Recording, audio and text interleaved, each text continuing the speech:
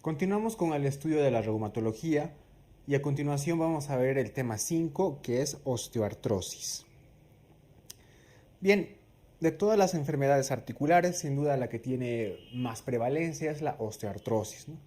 Pero a diferencia de otro tipo de artritis, como la artritis reumatoide, se caracteriza porque es una enfermedad no inflamatoria.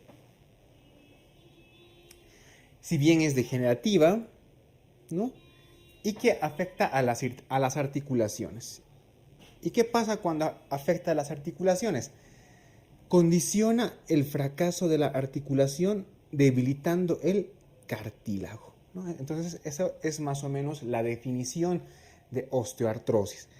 Osteoartrosis también se conoce como artritis degenerativa o simplemente como artrosis, ¿no? Son sinónimos. Bien, hemos indicado de que es la patología más común dentro de las enfermedades articulares.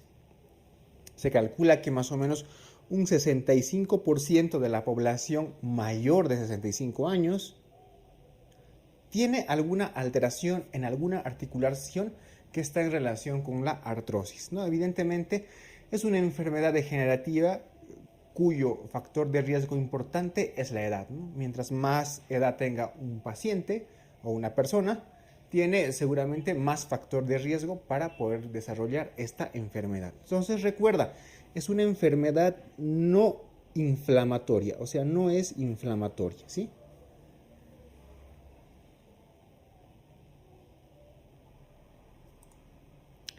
¿Cuál es la fisiopatología de la artrosis? Bien, hay un estrés mecánico. Ese estrés mecánico está condicionado por diversos factores de riesgo que los vamos a ver más adelante. Entonces, ¿qué es lo que pasa? Básicamente hay un aumento de agua en la articulación como primera fase. Luego hay una alteración de la parte molecular conjuntiva del cartílago. Es decir, hay una alteración tanto del colágeno, hay una alteración de los proteoglucanos, hay una alteración del ácido hialurónico, ¿no? Componentes que son parte de la matriz del cartílago. Entonces, al haber alteraciones a nivel molecular, hay una alteración también en el anclaje de los mismos, o sea, tanto del colágeno como de los proteoglucanos. Entonces, al haber esta alteración molecular, pues condiciona a que haya una alteración en el cartílago de forma general. ¿Por qué se produce esta alteración? Pues hay un montón de factores, como por ejemplo citocinas, las más importantes enzimas, hay ciertas colagenasas, gelatinasas, etcétera, ¿no? Enzimas que van a actuar a nivel del colágeno y de los proteoglucanos y los van a degradar, ¿no? Entonces producen un debilitamiento del cartílago. ¿Qué condiciona esto? Bueno, va a haber hipertrofia del condrocito y posteriormente muerte del condrocito, ya sea por apoptosis o por necrosis, ¿no? Y esto nos condiciona ¿a qué? A que el cartílago pierda su fuerza de soporte, la característica de absorber la fuerza que se imprime en la articulación. ¿Y esto qué condiciona? Pues evidentemente a una fricción y posteriormente, como tú ves aquí, a un desgaste del cartílago. Y de esa manera hay una destrucción mecánica del cartílago articular. Entonces, esa es la fisiopatología de la artrosis. Te había indicado que hablar de su etiología, pues vamos a hablar de dos tipos. Primero, una artrosis de tipo idiopático y luego de una artrosis de tipo secundaria. En la de tipo idiopático no se conoce cuál es la causa principal, pero hay factores que están relacionados. ¿Y cuáles son estos factores? Principalmente la edad. Te he dicho que mientras más edad, más de 65 años, más riesgo de desarrollar artrosis. Factores genéticos, la obesidad.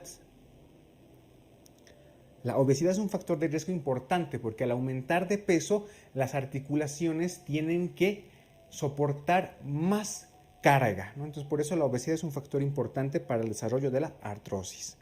Y el sexo también es un factor de riesgo. Dentro de las causas secundarias, pues podemos mencionar, por ejemplo, los traumatismos, patología congénita, como por ejemplo la enfermedad de Pertes, o la displasia de cadera en desarrollo, ¿no? Enfermedades que condicionan el desarrollo de una artrosis. Bien, la clínica. Dentro de la clínica vamos a decir que los pacientes que tienen artrosis tienen un dolor de tipo mecánico, y eso es importante que lo anotes y que lo sepas. A diferencia de la artritis reumatoide, que es un dolor de tipo inflamatorio, en la osteoartrosis o simplemente artrosis existe un dolor de tipo mecánico. ¿Qué quiere decir mecánico? Que aumenta con el ejercicio o con el movimiento y cede con el reposo. A diferencia del dolor de tipo inflamatorio, que como te había mencionado en la artritis reumatoide, el dolor inflamatorio, al contrario, cede con el ejercicio. En cambio, todo lo contrario en el mecánico. El dolor mecánico aumenta con la movilidad o con el ejercicio y cede o disminuye con el reposo. Entonces, esa es una característica importante. También pueden presentar rigidez matutina, pero a diferencia de la artritis reumatoide, la rigidez matutina generalmente es menor a 30 minutos. ¿Sí? Bien, la afectación más frecuente es también en las manos, pero aquí también hay ciertas diferencias. Porque si tú recordarás, en la artritis reumatoide se afectan con más frecuencia las interfalángicas proximales, siendo muy raro o casi nunca se afecta en la artritis reumatoide las distales. Sin embargo, en la artrosis, y aquí pon atención, en la artrosis sí se afectan las interfalángicas distales. Hay una afectación de las interfalángicas distales y también hay afectación de las interfalángicas proximales. Otra característica es que la afectación articular en la artrosis no es simétrica. En cambio, en la artritis reumatoide sí, ¿verdad? Eso es otra diferencia. Y a diferencia de la artritis reumatoide, que podían afectar toda la hilera de los metacarpianos, la artrosis tiene predilección por esta articulación, la trapecio metacarpiana. ¿Sí? Entonces, esas son las diferencias que hay. ¿Qué más podemos hablar de la afectación de la artrosis a nivel de las manos, ¿no? La degeneración nos van a producir unos nódulos que tienen nombre propio. Los nódulos que aparecen a nivel de las interfalángicas distales se llaman nódulos de Heberden, y los nódulos que aparecen a nivel de las interfalángicas proximales se llaman nódulo de Bouchard. Y la afectación de esta articulación trapecio-metacarpiana se denomina risartrosis. ¿Sí? Risartrosis, ¿no? Entonces, eso es más o menos la clínica que tiene a nivel de las manos, la artrosis, ¿no? Es como aquí ves en la imagen una mano particularmente afectada. Ves que la afectación no es simétrica porque habrá algunas articulaciones que están afectadas, otras no, como por ejemplo esta que está normalita y esta que sí está afectada. Ves que ya presentan ciertos nódulos. Aquí si tú ves, ya presentan cierto engrosamiento, ciertos nódulos. Evidentemente, si es una interfalángica distal, este que te estoy señalando será un nódulo de Heberden, ¿no? Y a diferencia de este, que está en una interfalángica proximal, será un nódulo de Bouchard. Bien. Otras formas de artrosis son, por ejemplo, la coxartrosis. La coxartrosis, que es una artrosis que afecta principalmente a la articulación de la cadera, como tú ves aquí en la radiografía, ¿no? Entonces, esta coxartrosis es generalmente unilateral y afecta con más frecuencia a varones. Es más frecuente que aparezca una coxartrosis en varones. La coxartrosis es una artrosis que se desarrolla en la articulación de la cadera. La gonartrosis, por otra parte, es una artrosis que se desarrolla en la rodilla, como tú ves aquí en la imagen, un desgaste del cartílago, la presencia de osteofitos, esclerosis ósea, etc., ¿no? Y generalmente la gonartrosis es bilateral. Y a diferencia de la coxartrosis, que era más frecuente en varones, la gonartrosis es más frecuente en mujeres.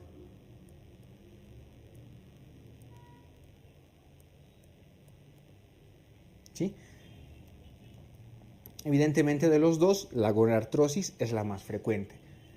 Sin embargo, la afectación más frecuente, no lo olvides, es a nivel de las manos.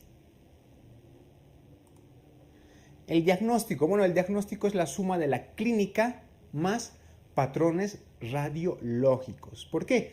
Porque en esta enfermedad, los lactantes de fase aguda y la analítica es totalmente normal. No existe factor reumatoideo, los lactantes de fase aguda están normal y un hemograma debería estar totalmente normal. Entonces, los únicos parámetros para diagnosticar artrosis es primero la edad, segundo es la clínica y tercero es la radiografía. ¿Y qué podemos evidenciar en la radiografía? Evidentemente vamos a ver algunas características como el pinzamiento de la línea articular, esclerosis subcondral, la formación de osteofitos, ¿no? Y en algunos casos quistes o geodas subcondrales, ¿no? Ambos que van a determinar una deformidad articular. Entonces, en el diagnóstico, estas características radiográficas, evidentemente más la clínica, ¿no? Ese dolor mecánico que te habían mencionado, ese dolor que se produce con el movimiento. Bien, el tratamiento. ¿Cómo vamos a hacer el tratamiento de una osteoartrosis?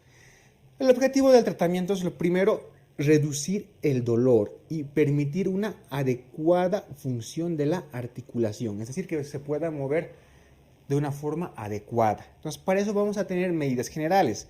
Dentro de las medidas generales, lo primero, disminución del peso, evidentemente para disminuir la carga en las articulaciones, sobre todo en las rodillas y en la cadera.